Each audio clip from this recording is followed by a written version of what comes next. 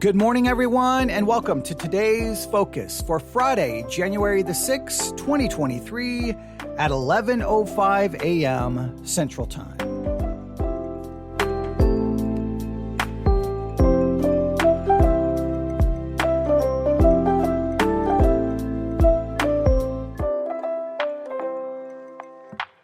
Today's focus, basketball and disappointment. Basketball and disappointment. Because yesterday I experienced a little bit of basketball and I saw a whole lot of disappointment. And so that's what we're going to talk about today. But let's first get a definition of disappointment. Are you ready? Let's get a definition of disappointment. Disappointment is defined as sadness or displeasure caused by the non-fulfillment of one's hopes or expectations. Sadness or displeasure caused by the non-fulfillment, I think that's a very important word here, non-fulfillment of one's hopes or expectations. When you have a hope that something is going to be a certain way and it doesn't fulfill that hope. In other words, it doesn't live up to how you thought it was going to be. Well, you're going to be disappointed. If you have an expectation, if you have a hope, and that expectation is not fulfilled, you will experience disappointment. And I think you know this. In life, there is constant disappointment. Let me just give you an example right here. I just went live, right? And my expectation, my hope is I was going to have a perfect broadcast, that I would not stumble over one word, that everything in the intro from where I started it, where I came in and said, good morning, everyone. Here's your today's focus for, Friday, January the 6th, everything would be perfect. Everything would be great because that's my expectation. That's my hope. That's kind of what I demand for myself is that every broadcast will be perfect. And if you've listened to me for any length of time, you know that there's never been one perfect broadcast. So there's always a little bit of disappointment there. But let me give you an example right here. I went live. Do you hear that? Do you hear that sound? I don't know if the microphone can pull this up, but I left the space heater on and I should not have left the space heater on. So now I am already disappointed that I left that on. So here in this broadcast, here's what I'm going to do. I'm going to get up. I'm walking. Now I've turned that off. So I've taken care of the thing that was, getting in the way of me fulfilling what I wanted this broadcast to be. But you know what? It doesn't matter now. See, even though that I've gotten rid of the very thing that was causing the disappointment, it's already occurred. It already happened. It already messed up this episode. So no matter what I say from this point forward, immediately when this is over, you know what I'm going to do? I'm going to go back and I'm going to hit play. And I'm going to listen to it and I'm going to say, oh, wait, I can hear it. I can hear it in the background. And I'm going to be disappointed and I'm going to be tempted to delete this episode and do it again simply so that I can remove the thing that was causing my disappointment. In this particular case, it was one object making just a little bit of noise that in my mind was going to be picked up by the microphone. So from that point, I couldn't focus on anything else. I couldn't focus on am I saying the words the correct way? Wait, is this an important topic? No, I was focused on the one thing that was messing up my expectations. And as a result, I was feeling disappointed as soon as I started, and I'm going to be disappointed when this is over. You see how something small can create disappointment. All it takes is you have an expectation. You have a hope. You have a picture of what it's going to be, what it's supposed to be. And then before you know it, boom, disappointment occurs because one little thing goes wrong. Now, there is a real-time example. Let me take you to yesterday. At about 12:10 p.m., a car pulled up in my driveway.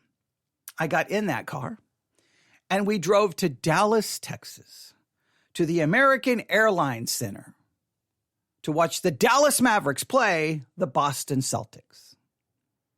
Now, before we got to the game, we stopped at In-N-Out Burger. And let me tell you, In-N-Out Burger did not disappoint. It was amazing. It was great. The burger was great. The fries was great. Everything was great. It was, so In-N-Out Burger did not disappoint. It exceeded expectations. It was, in fact, I wanted to just stay there, but no. So after In-N-Out Burger, we made our way to the American Airlines Center.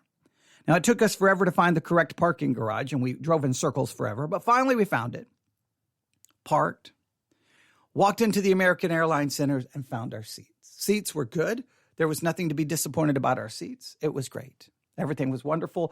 Lots of excitement in the air. The place was packed. The Dallas Mavericks, one of the hottest teams in the NBA currently, was going after the Boston Celtics, which has been a great team. And they made it, both teams made it to the playoffs last year. So there was all this excitement and there was lots of Boston fans and there was Dallas fans and there was a lot of trash talk going back and forth. And there was just excitement. There was fun. So the expectation was this is going to be a competitive game. It's going to be close. It's going to be dramatic. Maybe we'll get that, at the end of the game, that last shot, a buzzer beater, and it'll be fun. It'll be exciting. And for me, I didn't really care who won the game. I just wanted a close, competitive game to make it dramatic, that it would be exciting. Well, the game, right about when the game started, right behind us, there came a group, like three guys. They were clearly Dallas Mavericks fans. And then, so they were just a couple of seats down from us, behind us. And then there were three guys who came in, sat right next to them, who were clearly Boston Celtics fans. Oh, man. And the game started. And to say that Dallas played poorly would be an understatement. It was horrible. It was just horrible. I don't think they could do anything right. And I don't think they had the lead one time in the entire game. It was an absolute Dallas got destroyed. But as soon as the game started, the Dallas fans behind us, the three guys, and the three Boston fans, three guys, they started having, some trash talk back and forth. And it started off kind of just fun and humorous. And those of us in the row that we were sitting at, some of us would look back and kind of laugh and acknowledge, thinking, okay, just some, just nice trash talk. It's okay. It's okay. Oh, but it didn't stay okay. As the game proceeded, the Boston fans became obnoxious would not even be the word. They were just rude and just would not. It just kept getting louder and louder. And it kept yelling at literally screaming at the Dallas fans. Tell me the score. Tell me the score. Like they wanted the Dallas fans to admit what the score was. And he said, look at the score. And they just kept yelling, look at the score. Look at the score. Come on. Tell me. What is the score? Tell me. And it was like, it was almost becoming like, it was way over aggressive. And it was just yelling and just screaming. And it was just, after a while, it was just like, please, man, just stop. Okay, great. Your team is winning. I don't have a team here. I don't care. But could you just stop? But he would get louder and louder and louder. And it just got worse and worse and worse because it became obvious Dallas wasn't going to win. And he could just talk all the trash he wanted. And it stopped. It went from just not fun to just obnoxious and just, it was just horrible. And finally, before the game was over, the Dallas fans, some of those three guys, they kind of got up and walked away. And you could just see on their face complete disappointment. It was almost like they took it personal that their team lost, and the Boston fans were just. It was just ridiculous the way the whole thing went down.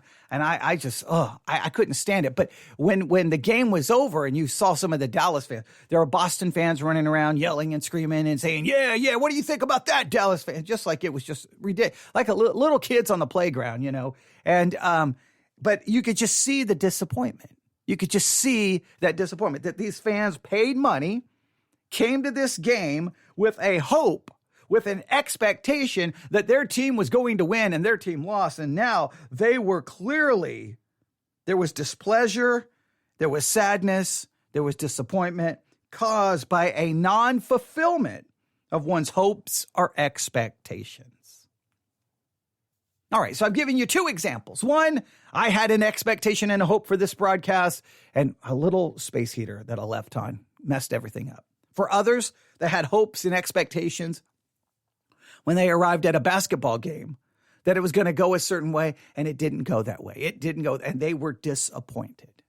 That's great. Those are insignificant examples. But it got me thinking last night about the Christian life.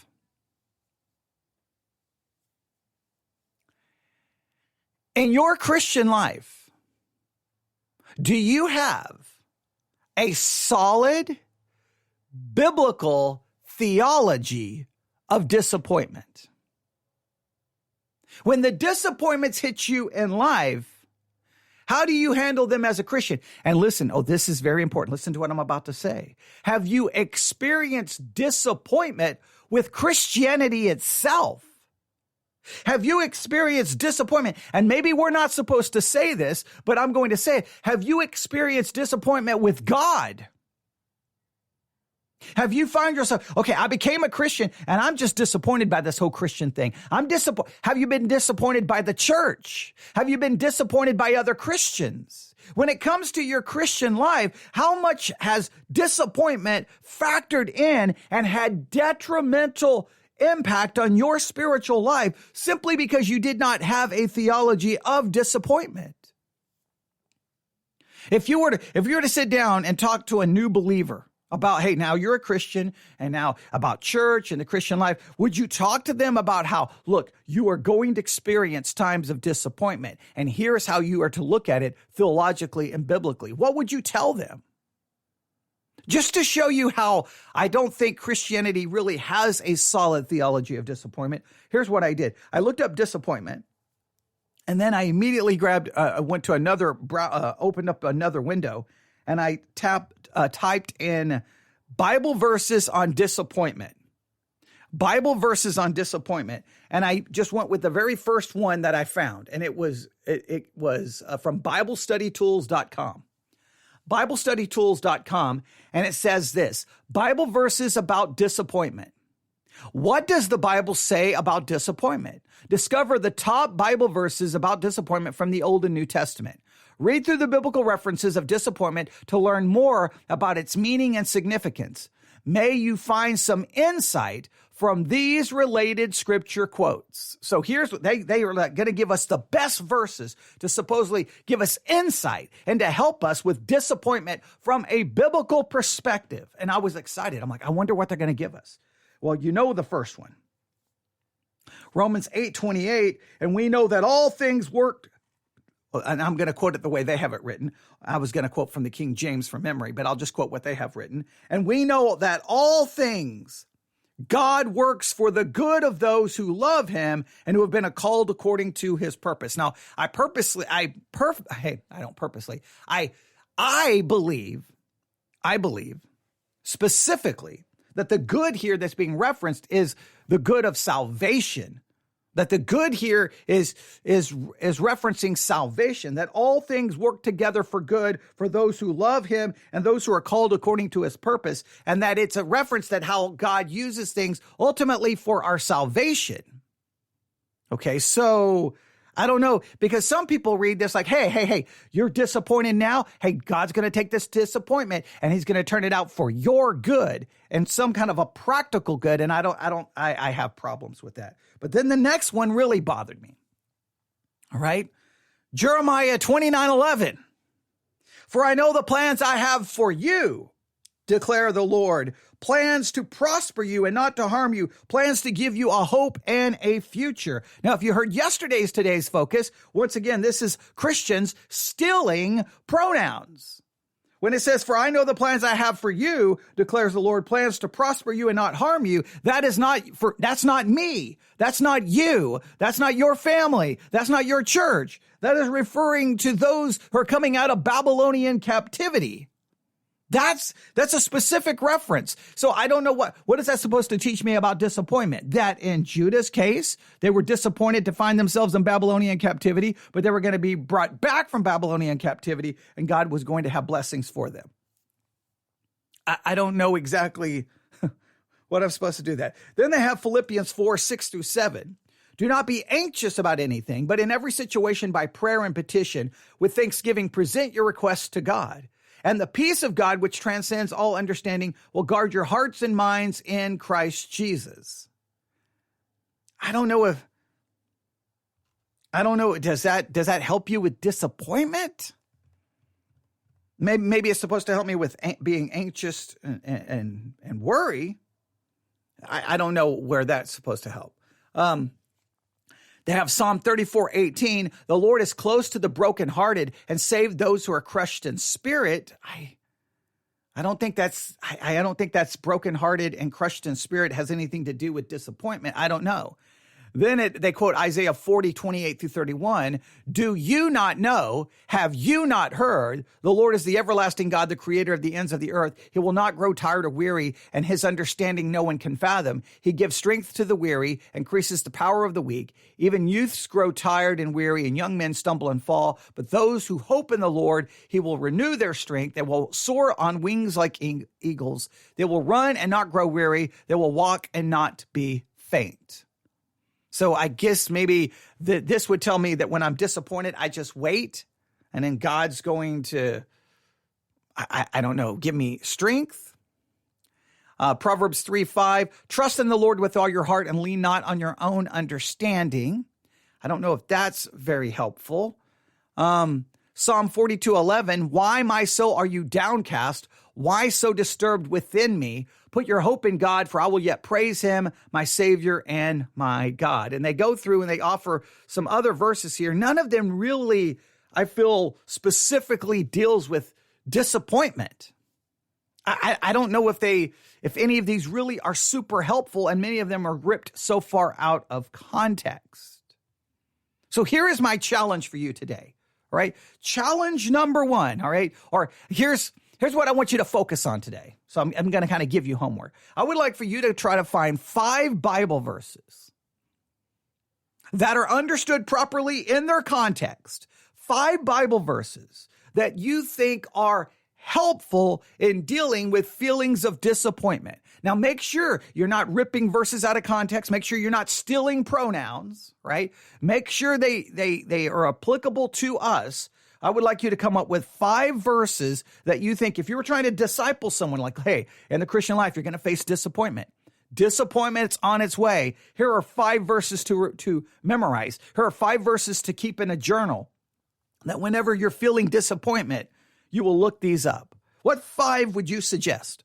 What 5? Now, I don't know if I had 5 verses right now in a journal. Like if I have a journal right here, I don't know where my journal is. It's way over there. I can't reach it. But if I was to grab my journal and go to the 5 verses, would those 5 verses help me with the disappointment that I have experienced right here in this broadcast? That I started this broadcast all wanting it to be perfect and immediately realized I left on something that was going to make noise that this microphone could possibly pick up. And then I was preoccupied with that. And I probably stumbled over my words in my introduction because I was going, wait, we're live. And there's no one in the room that I could be like, point, turn that off, turn that. No. I just had to sit there going, what am I going to do? What am I going to do? What am I going to do? I know what I'll do. I'll use it as an illustration about disappointment because clearly I'm not happy with it. But would a Bible verse make that go away? Well, would there be a Bible verse right now that I could read and go, hey, you know what? I messed up a little bit here in this episode. I went longer than I wanted to, but it's okay because this Bible verse makes all of my disappointment go away. I don't know if there's a Bible verse that would help. I'm just being honest. I'm just being honest. I don't know if it would or if it wouldn't. I don't know. And now I'm getting disappointed because for some weird reason, the ChurchOne app just sent out another notification that we just went live. So I don't know if we lost signal. I don't know. So see, now I'm getting disappointed again. Now, why did that just happen? I have no idea why that just happened. That's something we're going to have to test and see why that's occurring. So see, now something else just caused disappointment. So disappointment in how it started. Now I'm getting to the end of the broadcast, and for some weird reason, Now, there's nothing here that should say that it should send out another notification. The numbers are saying consistent. So I don't know what just happened. So see, now I got to figure that out. Something else just caused disappointment. So the beginning of the broadcast, the end of the broadcast. I'm looking at the time. I'm gone longer than 15 minutes. Something else to cause disappointment. So by the time this broadcast is over, okay, all right. So someone said they got the extra alert, but nothing is wrong. Okay, good. All right, good. That's good. Hopefully nothing went wrong on the ChurchOne app. So thank you very much. But once again, that's going to cause disappointment. Now, I don't know if I had 5 Bible verses, I'd be like, hey, all things work together for good. That would have nothing to do with this. Okay. Yeah. It's just, that's a good way of looking at it. Hey, don't be disappointed. It was just reminding people what they need to be doing. They need to be listening to you. Okay. Right. Well, that's a positive way of looking at it. But see, all things work together for good. I don't think. Hey, I know the plans. Obviously Jeremiah 29 would have no help. I don't know if any of the verses that they gave in that article would be of any significance. So sometimes I like to be honest, because so many times Christians are like, oh, whenever you're feeling this, read this Bible verse. And sometimes I'm like, did that really help? I don't know if there would be a Bible verse to help, but here's what I want us to focus on. All right. So number one, I want you to come up with 5 Bible verses, even though I'm calling them into question of what they would ultimately do. I still want us to try to find the 5 best Bible verses that we could come up with to help someone with disappointment. But here's the real thing. It seems the cause of disappointment is our expectation, right? In other words, I'm disappointed because I had a hope. I had an expectation that something was going to be a certain way. Now, typically in life, we have a hope or an expectation, and sometimes we have to ask ourselves, is that a realistic hope or expectation to have? Am I setting myself up for disappointment because I'm having the wrong hope or expectation? All right, we can try to manage that in life, but when it comes to Christianity, here's what I want you. I want you to come up with 5 Bible verses, but here's what I really want you to do. In what ways has the church, in what ways has Christianity sold false hope and false expectation to Christians, and in a sense sets them up for disappointment? Because I believe the way the church and Christianity sells Christianity, it's almost like a marketing campaign. And we always sell it like you become a Christian, and then we give all of these expectations of how it's going to be this way. And then if you've been a Christian for any length of time, you realize that all of that stuff that was sold you, it does not become your experience. So I want us 5 verses that would possibly help with expectations, right? Maybe we need to find 5 verses that give a more accurate picture of what the Christian life actually looks like. Maybe those would be verses that would be more helpful with disappointment. I think in our minds, we're like, I'm going to find a verse that I think will offer comfort in disappointment. But I think we need to find verses that give a more accurate picture of what the Christian life looks like. Because if we had a more accurate understanding of what to expect in the Christian life, then we wouldn't be set up for disappointment. Right? So I want us to come up with 5 verses. I'm now kind of challenging you maybe what kind of verses you're looking for. But then number 2, I want you to just think about all the ways Christianity sells a false expectation and a false hope that leads to disappointment. And I'll stop right there. All right. You can contact me. newsif@yahoo.com. newsif@yahoo.com. This broadcast today has been filled with lots of things to cause disappointment, because it did not go according to my hope or my expectation. Now, is it wrong to have hope and expectation? I don't think it's wrong to want your broadcast to be as perfect as it can be. Some things are out of my control. I have no idea why this software decided to send out another notification to the ChurchOne users. I have no idea why that occurred. I'm looking at the numbers. Nothing is turning red, so I don't know. So I can have certain hope and expectations. I think that's okay. And I think this is important. Is it wrong to ever experience disappointment? Or is disappointment just a normal experience as a human we're going to have? It's what we do with that disappointment. Well, we'll have to talk about that in another podcast episode. Email me, newsif@yahoo.com, newsif@yahoo.com. Your today's focus, disappointment, for Friday, January the 6th, 2023.